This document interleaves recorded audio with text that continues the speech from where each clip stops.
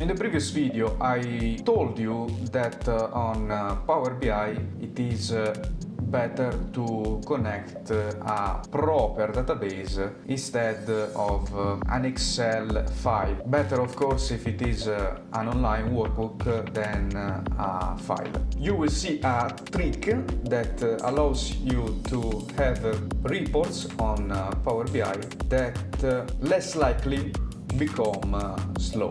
The solution lies into creating a view that in this case you see is a count of total affairs. That is the data example of this video. You notice that if we look at the whole affairs dataset, it has of course a faster size than a view, because you notice we have one column and one row compared to 72,000 rows and around 10 columns. Smaller things becomes, of course, more manageable.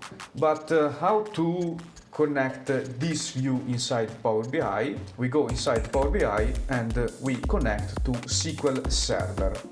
In my case it is localhost, Postgres, and in the case you have something in cloud, of course this will look different. We click OK, we'll leave it as this, and here you have to put the credentials. Of course you need to ask the administrator or the person that knows them. In my case they are quite default credentials. And after selecting the username and password you have to recover and the view and not the whole dataset, we have this. That is exactly our view. We can move it inside and we of course select it to show it as a card, otherwise it becomes useless. Imagine that here you have other views, you move them in and you are done after publishing. Notice that the benefit of Power BI is that we can connect to a localhost, that is a database that you self-host. That is not the case at all with Google Looker, unless you do something with safety concerns, that is exposing a database to the internet with rules of who can access it.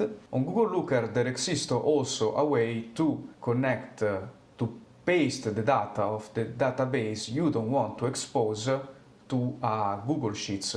But in my opinion this solution is not elegant at all, because sooner or later you will hit one of the limits of having data on sheets, even though you use views to limit the amount of data. Another solution is to use Apache Superset that has the disadvantage of having a more complicated installation than Power BI. Now you understand why in the past I created an article that I put in the description on how to create a database if you already host your company's website, and of course your provider also allows you to host databases for free on the hosting plan you use for the website. Do you have a report on Power BI that you want to review together or optimize? You can first book a free call with the link you see in the description. Bye and see you the next time.